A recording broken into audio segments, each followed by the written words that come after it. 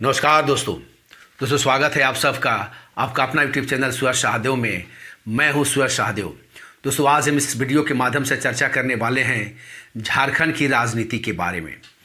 जिस प्रकार की झारखंड की राजनीति अभी मंत्रिमंडल में फेरबदल को लेकर के या 12वां मंत्री को लेकर के जिस प्रकार की एक राजनीतिक कयास लगाए जा रहे हैं और उस कयास में यह देखा जा रहा है कि झारखंड में 12वां मंत्री किस दल का बनेगा, झारखंड मुक्ति मोर्चा का बनेगा या कांग्रेस का बनेगा। हालांकि दोनों ही दल ने इस पर अपनी अपनी दावेदारी ठोक दी है और इसको और मज़ेदार और रोचकर बना दिया है। देखना यह दिलचस्प होगा कि 12वां मंत्री बनेगा भी या नहीं, और अगर बनेगा तो किस पार्टी की और किसको यह दायित्व दिया जाएगा। दोस्तों इसी चीज़ के बारे में हम चर्चा करेंगे।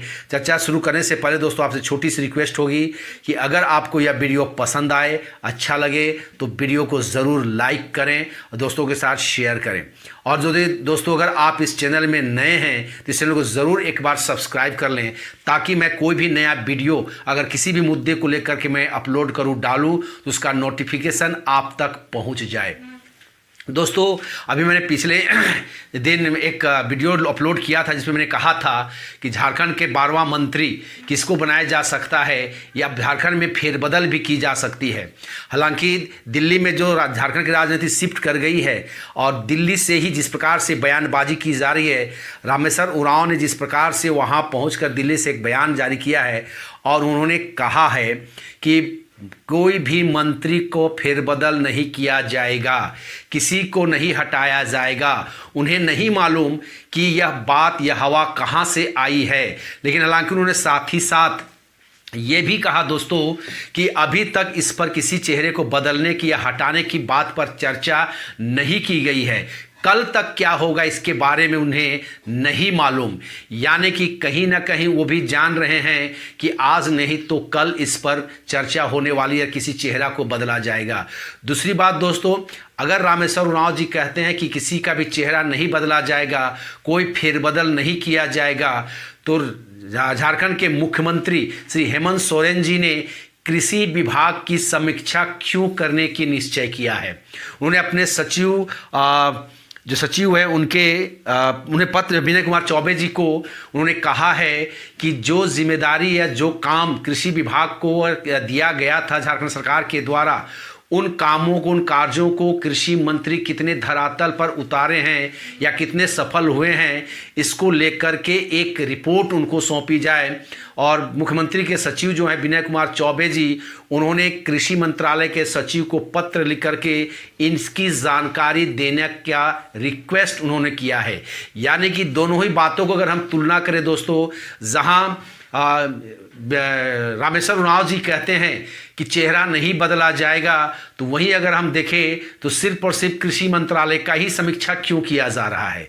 यानी कि कहीं ना कहीं आग थी, बिना आग का धुआं नहीं हो सकता है दोस्तों। और इसीलिए इस पर कयास लगाया जा रहा है कि अगर किसी को बदला जाएगा तो कृषि मंत्री का ही बदला जाएगा, क्योंकि उनके जो परफॉर्मेंस है, जो कृषि विभाग में जो परफॉर्मेंस होना चाहिए था। अभी देश में किसानों को लेकर के एक बहुत बड़ा आंदोलन हुआ केंद्र सरकार के खिलाफ में, और वही झारखंड सरकार एक तरफ किसानों का समर्थन करती है, तो यहाँ पर अपने राज्य में किसानों को वो खुश नहीं रख पा रहे हैं, या किसानों के लिए जो वादे उन्होंने किया था उन वादों को धरातल पर नहीं उतार पा रहे हैं। इसको लेकर के कहीं ना कहीं हेमंत सोरेन की भी नाराज़गी है उनके परफॉर्मेंस को लेकर के।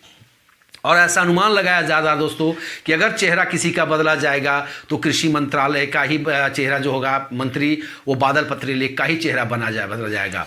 दूसरी बात दोस्तों कि 12वां मंत्री को लेकर के जो अभी खींचतान हो रही है, जहां झारखंड मुक्ति मोर्चा के केंद्रीय महासचिव श्री सुप्रियो भट्टाचार्य जी ने कहा है कि 12वां मंत्री पर हक वो झारखंड मुक्ति मोर्चा को जाता है।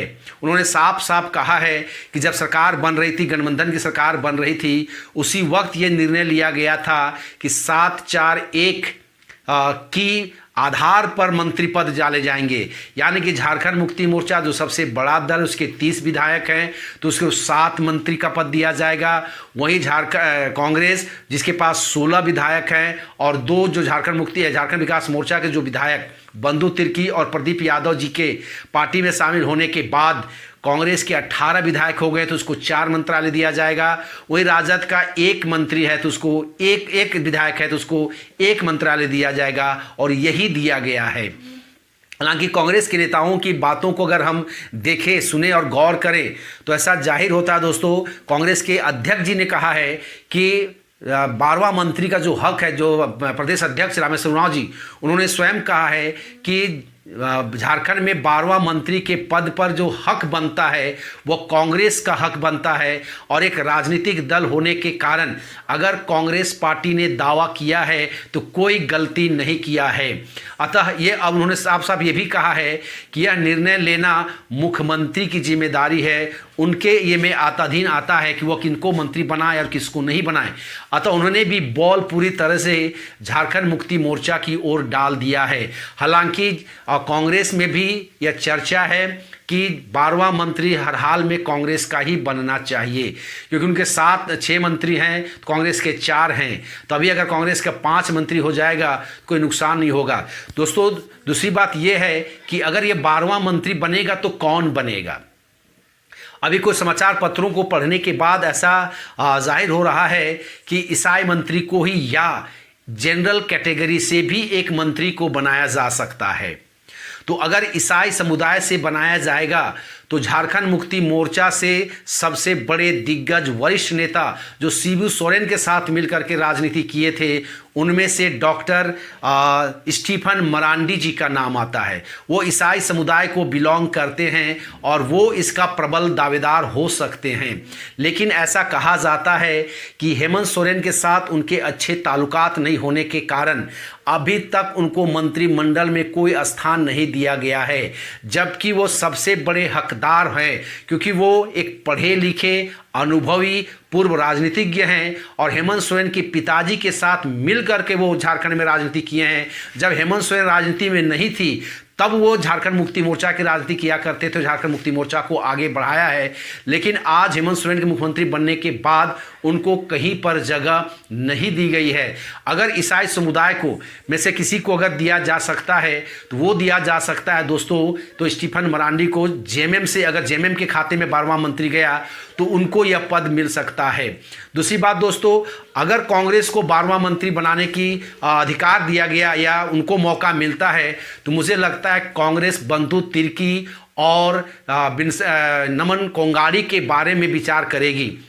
लेकिन दोनों ही नेताओं की अगर हम तुलना करें दोस्तों, बंधु तिर्की की हो या आपके नमन कोंगाड़ी की हो या इवन जो राहुल गांधी के सबसे ज़्यादा पसंद किए जाने वाले नेता कहा जा रहा है कि वो प्रदीप यादव जी है, अगर इन तीनों ही नेताओं को हम तुलना करें तो सबसे ज़्यादा अगर कांग्रेस को फ़ायदा लेना है भविष्य में 2024 या 2024 के चुनाव में ही, तो बंधु तिर्की पर कांग्रेस को ज़्यादा भरोसा करना चाहिए। आप सबको याद होगा दोस्तों, जब उपचुनाव हो रहा था कोलेबिरा में और नमन कोंगाड़ी जो है कांग्रेस से चुनाव लड़ रहे थे, तो उस वक्त इनको वहां जिताने के लिए जो मेहनत, कड़ी मेहनत अंडरग्राउंड होकर के बंधु तिर्की ने किया था, वैसा कोई मेहनत नहीं किया था। मैं इसका प्रत्यक्ष गवाह हूं। बंधु तिर्की चुनाव होने से 1.5-2 महीना पहले ही वो कोलेबिरा में शिफ्ट कर गए थे और लगातार गांव-गांव आदिवासी, मुस्लिम, सब ईसाई सबके साथ मिल करके वो किस प्रकार से कांग्रेस का प्रचार कर रहे थे ये किसी से छुपी हुई नहीं है। जहां उस वक्त के प्रदेश अध्यक्ष डॉक्टर अजय कुमार, चाहे अजय नाथ शाहदेव जी हो, चाहे बाबूलाल मरांडी जी हो, ये सबके सामने आकर के बयानबाजी करते थे, भाषण करते थे, लोगों को संबोधित करते थे। वहीं बंधु तिर्की गांव-गांव जाकर एक-एक कार्यकर्ता से, एक-एक समुदाय से, एक-एक टोला में जाकर के वो संपर्क करते थे और कोई मीडिया में उसकी बहुत ज़्यादा न्यूज़ नहीं आता था। हालांकि उनके पीछे उसको गिरफ्तार करने के लिए पुलिस भी पड़ी हुई थी, और उनको पुलिस खोज रही थी, लेकिन वो अंडरग्राउंड होकर 1.5 महीना से वहाँ काम किया था और नतीजा ये हुआ कि उन्होंने नमन कोंगाड़ी को चुनाव जिताने का काम किया था। दोस्तों, कांग्रेस को क्या फ़ायदा और हो सकता है दोस्तों? तो अगर हम ये बंधु तिर्की के बारे में जाने तो बंधु तिर्की एक आंदोलनकारी नेता हैं। वो कभी हार नहीं मानते हैं और वो बहुत ज़्यादा मेहनती और कर्मठ हैं। वो हमेशा अपने विधानसभा क्षेत्र के साथ साथ दूसरे विधानसभा क्षेत्रों का भी हमेशा भ्रमण करते रहते हैं, वहाँ के लोगों से मिलते रहते हैं। जब वो चुनाव हार गए थे 2014 में, उसके बावजूद भी वो लगातार वहाँ वो अपने विधानसभा क्षेत्र में बने हुए थे, उनके बीच में वो जाते रहते थे, लोगों से मिलते रहते थे। सबसे बड़ी उनकी पूंजी जो है, अपने विधानसभा क्षेत्र के प्रत्येक कार्यकर्ताओं को नाम से जानते हैं। अगर कोई भी कार्यकर्ता कभी भी चले जाते हैं, वो उनकी सुबह जो होता है दोस्तों, वो 6 बजे होता है और 6 बजे अपने विधानसभा के किसी गांव में ही वो दतवन करते हुए मुँह धोते हैं। ऐसा नहीं कि यहाँ से खा पी करके 10 बजे निकलने वाले नेताओं में से वो नहीं है। जब तक और नेता 10 बजे उठते हैं, बंधु तिर्की कई गाँवों का दौरा करके वापस आ जाते हैं। अगर कांग्रेस उनको अपना 12वां मंत्री के रूप में उनका चयन करती है तो कांग्रेस को बहुत ज़्यादा फायदा होने वाली है। दोस्तों, कांग्रेस को सबसे पहले तो दक्षिण छोटा नागपुर में एक आदिवासी इस्टेब्लिश्ड जो स्थापित नेता के रूप में बंधु तिर्की जी मिलेंगे, मंत्री मिलेगा। दूसरी बात, अभी अगर हम देखें दोस्तों तो दक्षिण छोटा नागपुर के साथ साथ कोल्हान क्षेत्र में भी, इसके अलावा पलामू के क्षेत्र में भी बंधु तिर्की की अच्छी खासी पैठ, इवन रामगढ़ क्षेत्र में भी देखा गया है, उनकी अच्छी खासी पैठ है, लोकप्रिय है, उनका दबदबा है, चाहे वो आदिवासी के बीच में हो, चाहे मुस्लिम के बीच में हो। और ईसाई के बारे में तो कहना ही नहीं है दोस्तों। ईसाई के बारे में जब कभी भी वो विधानसभा का दौरा करते हैं, चाहे यहाँ से लेकर के चाईबासा से लेकर के वो संथाल चले जाएं और इधर पाकुड़ से लेकर के गढ़वा चले जाएं, तो जब कभी भी वो दौरा में निकलते हैं तो जहाँ जहाँ ईसाई पादरियों का निवास होता है, गिरजाघर होता है, जिस क्षेत्र में ईसाई निवास करते हैं, चाहे आदिवासी निवास करते हैं, चाहे मुस्लिमों को कोई बड़ा नेता हो या कोई मौलवी हो, उससे वो जाकर जरूर मुलाकात करते हैं। और यह दूसरे राजनीतिक दलों को सीखने वाली, नेताओं को सीखने वाली बात है दोस्तों कि राजनीति किस प्रकार से किया जाता है। और इस प्रकार वो जब उन लोगों से मिलते हैं तो उनकी सहानुभूति, उनका अपनापन, उनका प्यार, उनका सपोर्ट उनको फुल तरीके से मिलता है। तो अतः अभी अगर हम देखें दोस्तों तो साहबानो केस के बाद जिस प्रकार से मुस्लिम समुदाय कांग्रेस से थोड़ी दूर चले गए हैं, यानी कि यूपी में एक प्रकार से उनसे दूर होकर के या तो मायावती के साथ या समाजवादी पार्टी के साथ चले गए हैं, तो अगर हम झारखंड और बिहार की बात करें तो बिहार में वो लालू प्रसाद जी के साथ चले गए हैं, तो वो जेडीयू के साथ चले गए हैं। तो अगर हम बिहार में बात करें तो बिहार में जो मुस्लिम मतदाता है वो ज़्यादातर आज हेमंत सोरेन के पास देखा जा रहा है।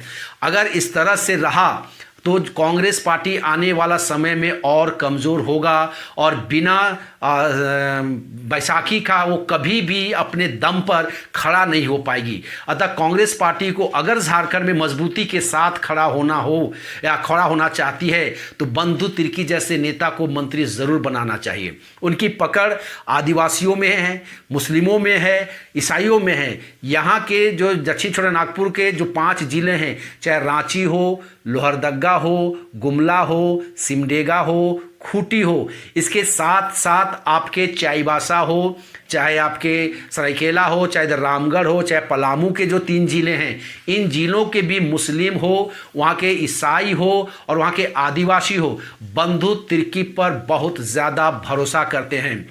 और बंधु तिर्की वो नेता साबित होंगे कांग्रेस के जो मुस्लिम मतदाता कांग्रेस से आज दूर चले गए हैं, उनको साथ लाने में वो कामयाब होंगे। और आने वाला 2024 के लोकसभा चुनाव हो चाहे विधानसभा चुनाव हो, कांग्रेस को बहुत ज़्यादा बंधु तिर्की फायदा दिला सकते हैं। जहाँ तक बात है कोंगाड़ी जी की, तो ये नए विधायक हैं। अभी ना तो इनकी पकड़ आदिवासियों के बीच में बहुत ज़्यादा है, ना ही इनकी पकड़ ईसाइयों के बीच में है। अगर बंधु तिर्की, बाबूलाल मरांडी जैसे नेता अगर उपचुनाव में इनको मदद नहीं करते तो शायद ये उस कुलेबिरा के उपचुनाव नहीं जीत पाते। लेकिन अगर उनके जीतने में बहुत बड़ा रोल इन्हीं नेताओं का है, अतः नमन के स्थान पर बंधु तिर्की को ही मंत्री बनाने से कांग्रेस को ज़्यादा फायदा हो सकता है दोस्तों।